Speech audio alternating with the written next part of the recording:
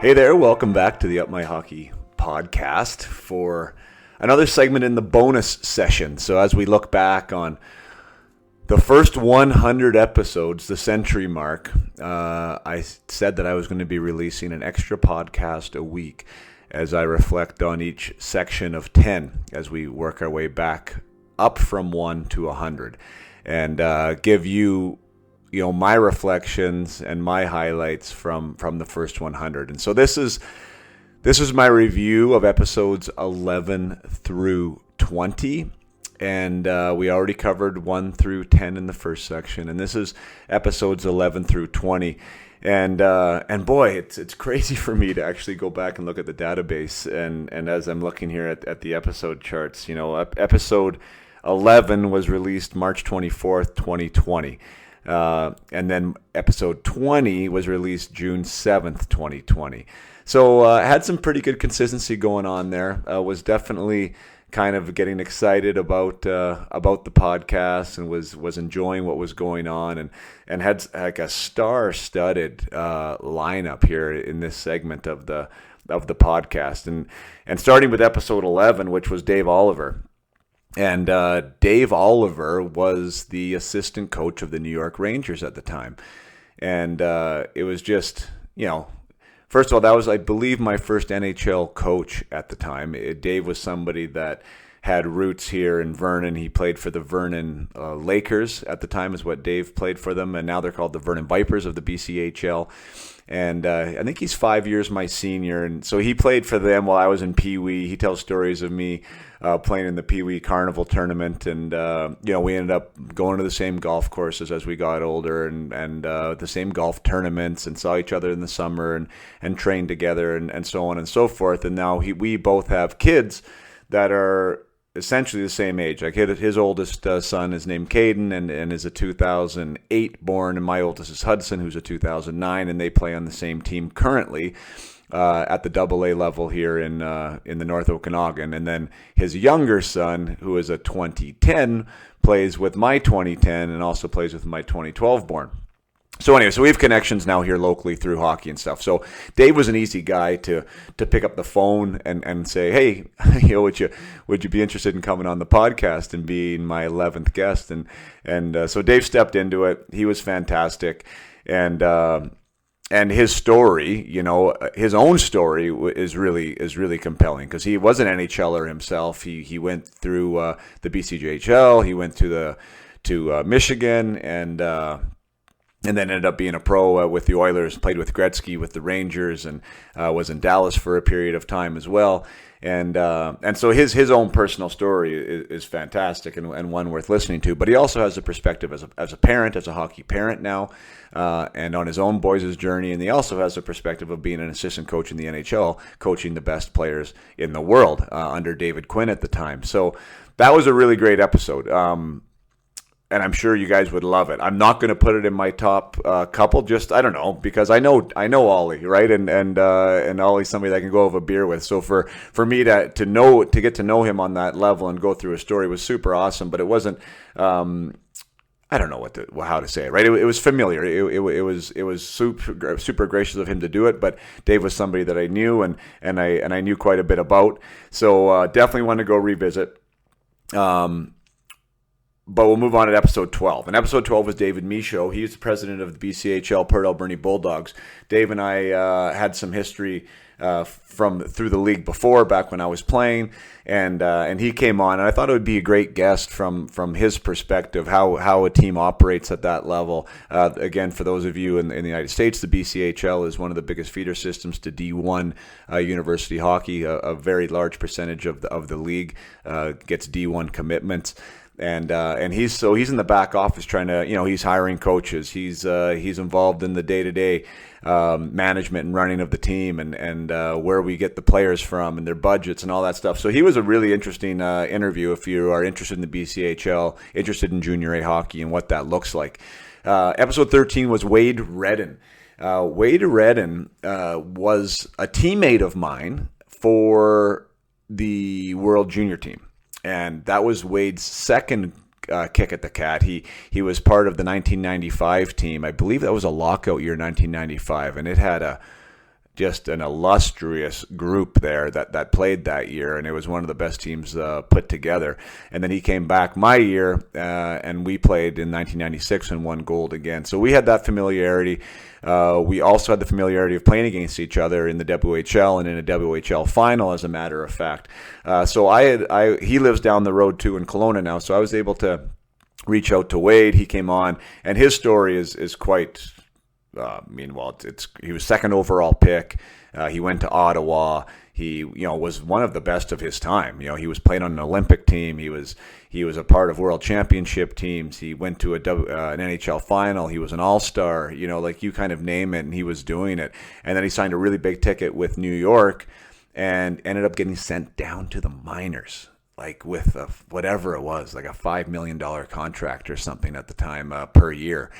And he's very willing to talk about that. So, like, the young shiny penny to an acclaimed and celebrated NHL pro to being a big free agent signing and being relegated to the minors, like to talk about that in that full circle and that arc. He was awesome, and Wade's just such a great down to earth guy. Like, that was a really, really great interview, and one that he was really honest about. It wasn't all just sunshine and roses for him. So I really did enjoy that interview, and it was awesome to have him on. Ryan Ginter was guest number 14. He's a WHL scout. He's also an author. He published a book on intangibles of scouting, things that I'm very, very passionate about with Up My Hockey. What makes the hockey player that he is?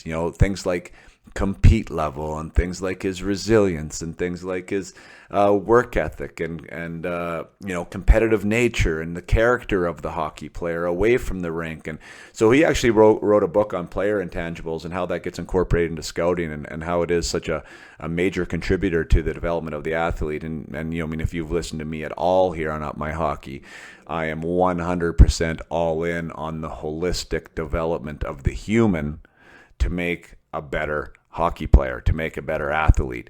And I think if you're forgetting the personal development of the hockey player, you are forgetting a huge part of the picture. And so Ryan brings that kind of full circle with talking about it now. How do you scout for this whole person, and not just maybe what you see on the ice, or how do you break down what you're seeing on the ice to tell you a little bit more about the person? So really, really interesting interview. Ryan's a fantastic guy, and I really enjoy any conversation I have with Ryan, and I really enjoyed that one. So if you're interested in scouting, if you're interested in things like mindset and the things that I've already mentioned, from a professional viewing side, and how it's becoming more like of a science incorporated into scouting, then that would be a great episode for you. Here is one of the ones that I'm going to highlight as kind of a must listen, at least for me, and that's episode 15, and that's Scott Nickel. Scott Nickel, who is currently the Nashville Predators Director of Player Development. He's also the assistant GM, I believe, to David Poyle. I think he's also the GM of their minor league team. So wears a lot of hats there, very leaned on person, very well respected within the Nashville Predators organization. And he was also a teammate of mine back with the Detroit Vipers. Now, the irony here is that when we were there together, that was 100% without a doubt the worst team that I ever played on and for.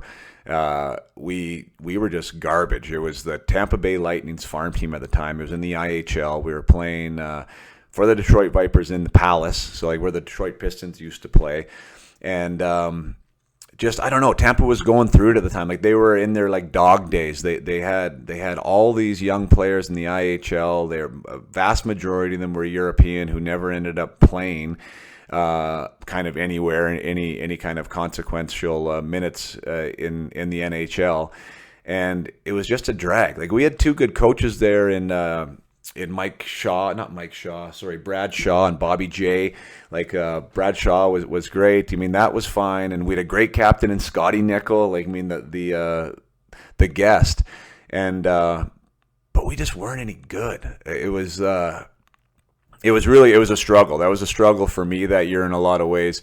We talk about that a little bit on the episode, but Scott was there, and this is like why it's so compelling for me, because Scott was somebody that I played against in junior. He was a Portland Winterhawk, played in the WHL. Portland had really strong teams back then. I believe he was a 40-goal scorer back in the day. He was an undersized guy, especially for the 90s. He was, 5'9", maybe, right? Like probably 5'8", really, but super scrappy and super competitive, and a really good junior. And then he got to the AHL level. He was like the third last pick, I think, in the draft his year, and he ended up out in Rochester and played in the AHL and was kind of struggled to be an AHL regular, and then became an AHL regular, and got a cup of coffee with the Buffalo Sabres, which he talks about. But long and short of it is, he was like a 7-year AHLer, like 26 years old or whatever he was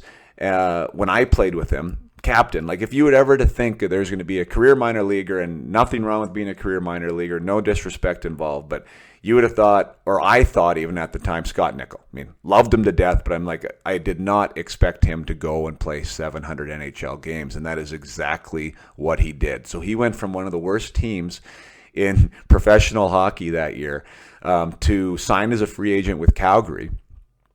And he makes the Calgary Flames out of camp. Like and he talks about that transition. He talks about like what he did that summer and how he changed his mindset and how he changed his approach and his all-in attitude and kind of his not give a shit about anything. And like this is his time. He knew that was his kind of last hurrah to potentially be an NHL player, and he did it.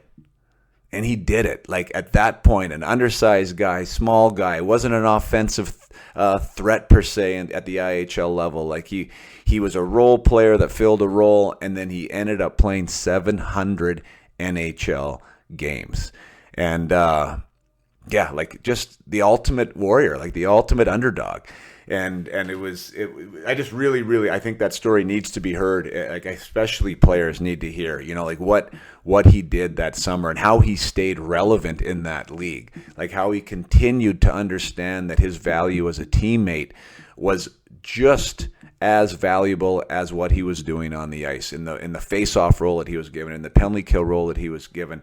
One of the most important jobs he had was to help the young fourth-line center coming up. He was supposed to help that player. He was supposed to mold that player into an NHLer, and once he did, he was essentially molding that player, mentoring that player to take his job. And that is what he would do. And then he would go to another team and he would do the same thing. And he was 100% okay with it.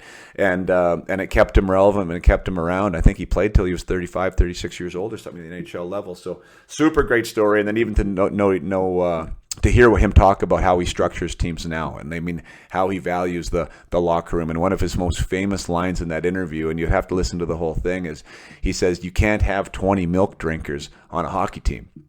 Now, I think that's hilarious because, like, I know Scott. Like, I mean, we all enjoyed our old beer now and again, but he's not saying that you want a bunch of beer drinkers. But he was referring to as personality types, right? Like, yes, you want those milk drinkers, the hardcore professionals that are going to go to bat, that are straight-laced, but you need somebody in the room that's going to provide some color, right? You need some guys that are going to supply some laughs. They're going to be a little goofy. They're going to live a little bit on the edge. They're going to play a little bit on the edge.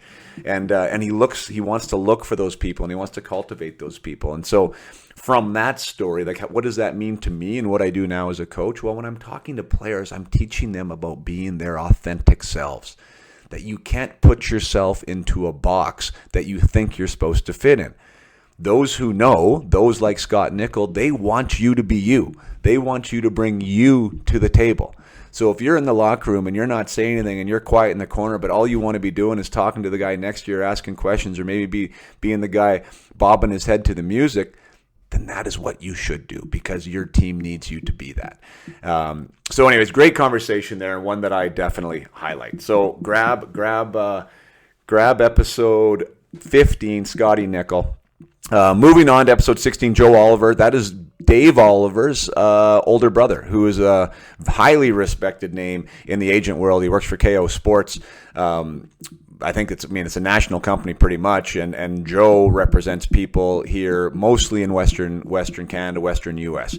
And for those of you who are interested in what an agent does at the at the amateur level, when do you get an agent at the amateur level? What are agents supposed to do for you? How are they supposed to help? How do you cultivate that relationship? How do you pick one? That's a fantastic interview. I really enjoyed the conversation with Joe, and quite specific based, right, to where we talked about the needs of the player, and also we talk about the leagues and where they're looking for players and all that type of stuff. So if you are in Western Canada, that was fairly Western Canadian specific, but it was also really good in the general idea of what agents do and what they provide and how to go about finding one.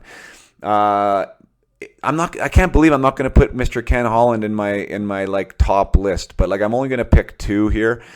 And I had an opportunity to interview the GM of the Edmonton Oilers, Ken Holland, like whatever he is, 4-time Stanley Cup champion, been a GM in the league forever. And he was a fantastic interview. And he always is. Like, he is so down to earth. He's so approachable. He is so easy to talk to. It felt like we were just sitting across the dinner table from each other. And that interview is totally worth listening to.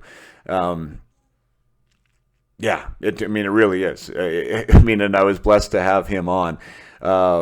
But it was still, he was a GM and he was giving me, GM answers. He was being transparent and he was being authentic, but he can't really give me like super inside baseball. Like he can't really break down, individual players or strengths and weaknesses, and he can't really break down even his own low points and stuff. He's just sort of in a position where he can't really do that. So like what I think makes up my hockey podcast great is the players that will go there, the guests that will get into the super nitty gritty.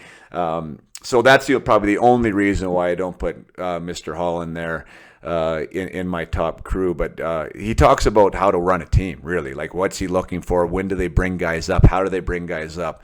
How do they build culture in the room? What's he looking for in that aspect? So a lot of really awesome elements if you are somebody that's interested in those types of things.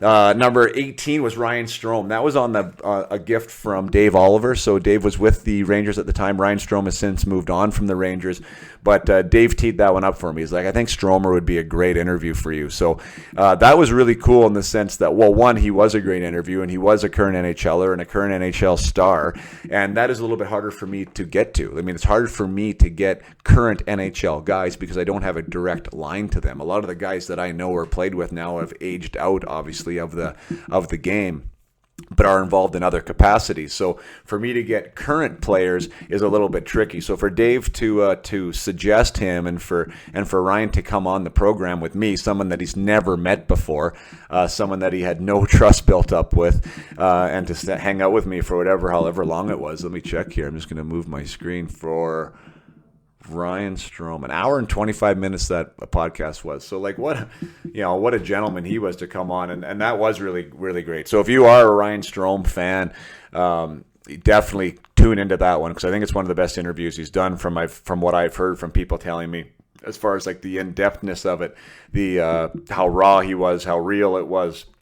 I would totally suggest picking up Ryan's interview there, episode 18.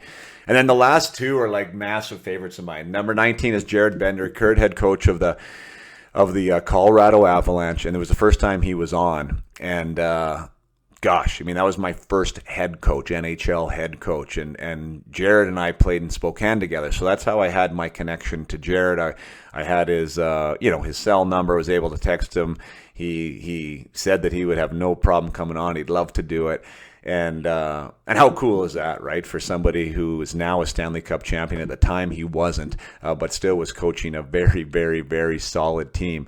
It was super cool to get him on it. And in that episode, if you're interested about like Jared Bednar's story, like not talking necessarily about the Colorado Avalanche, but Jared Bednar's story is worth knowing. Like what he did as a player, how he worked his way through his playing career, how he got involved in coaching, and his history there, and where he won, and why he thinks he won, and making that next step to the next level. And because he won at the ECHL level, he won at the AHL level, and now he has won at the NHL level. He's won championship trophies in all three leagues. And and kind of didn't really take his time getting there, but I mean, he went through the process. He also worked with another guest that I already talked about in the first block with Brad Larson. So he was an assistant coach to Brad Larson early on in his career in Springfield, and it's an awesome episode, and it really breaks down, gets into Jared Bednar's really his biography as a player and as a coach. An awesome interview. But I'm still not going to. The top two though is Scott Nickel for me, and the next one is Brian McCabe. So Brian McCabe is 1100 NHLer, game NHLer. He just kind of was. He was one of the guys. I mean, he was one of the best defensemen in the NHL. Like with names like Nick Lidstrom, like those. That was the group that he was in for probably a 4 or 5 year stretch, like producing big points, big minutes. On the PK, wearing a letter. He was the captain of the Islanders. He was in Van for a while. He went to Toronto. He ended in Florida. He was playing on Olympic teams. He was an all-star. Like he did everything a defenseman could do except for maybe win a Norris Trophy, and he was nominated a few times for that as well. And we played together in Spokane, so I knew him from Spokane. But Brian's story, especially when you talk about his time in Toronto, where he went from like Toronto's favorite to getting booed every time he touched the puck. And this was happening while his wife was going through hell in the hospital for a portion of it because of a birth that happened, which he covers, right? Which Brian talks about, being a human being in an NHL environment when it's hell for you and your family on a personal level, and yet you got to go out there and play. And then when you go out there and play, you're getting booed and heckled, and people are approaching you in restaurants and being completely unfair in a lot of levels about like what they were seeing on the ice. And anyways, Brian gets to a point where there's tears in his eyes talking about that moment in time, with what was going on from an emotional level for him with his family, what was happening for him on the ice, the reception from the fans, and just what was happening with that team. Like, he gets really, really raw, and he gets really, really honest, and that's just the way Kaber is. Like, I just saw Kaber again at that Islanders alumni, a couple weekends ago, and we hadn't really run into each other in a while. He's now director of player development for the Florida Panthers, or maybe he's not director now. I think I forget what his name is, but highly involved with player development for the Panthers. We've had a few conversations about that, and we do cover that in this episode as well. So, there's another great component of his interview is not only his own personal story as an NHL kind of icon through his time in the league, and also being a captain, like two-time captain, once in Florida and once with the Islanders, wore a letter, an assistant with Toronto. He's recognized as one of those, a leader, a leader of men. He also now trains young prospects and develops young prospects to be NHLers. So we have two sides to that conversation, but just his rawness and his uniqueness and circling back to the Islanders weekend, he's the exact same guy. He's the exact same guy that I played junior with back in Spokane when he was 18, 19 years old. He's just one of the guys, super approachable, wants to tell a joke, wants to give a jab, wants to laugh, doesn't think he's better than anybody else, will sit at a table with you and just have a good time. And that's totally how Brian comes across in that interview on June 7th, 2020.